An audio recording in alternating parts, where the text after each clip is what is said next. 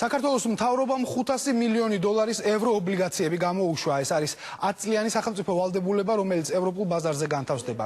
ინვესტორები, რომლებიც ფულს ქართულ ობლიგაციებში დააბანდებენ, მინიმუმ 7%-იან მოგებას მიიღებენ.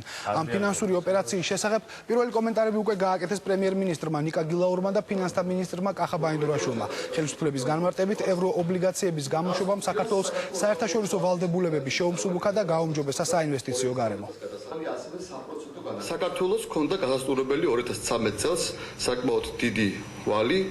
ერთი არის საერთაშორისო სავალუტო ფონდის, მეორე არის ევრობონდის 500 მილიონი დოლარი. რეალურად ეს ვალი ფლიანად გასტუმრებულია თითქმის და საქართველოს ვალის პრობლემა აღარ გააჩნია 2021 წლამდე.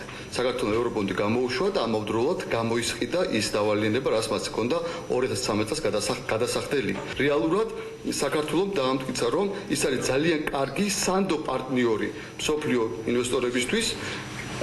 მას ენდობიან, მის ეკონომიკას ენდობიან და შესაბამისად ეს გამოიწვევს კიდევ უფრო დიდი კერძო ინვესტიციების შემოსვლას, პირდაპირ ინვესტიციების შემოსვლას, კიდევ უფრო დიდი ეკონომიკის ზრდას, კიდევ უფრო მეტი სამუშაო ადგილების შექმნას. კერძო კომპანიებს შეუძლიათ უფრო თამამად, თავისუფლად შეძლონ უკვე გრძელვადიანი კაპიტალის მოზიდვა, რაც სწორედ აკლია ქართულ ეკონომიკას.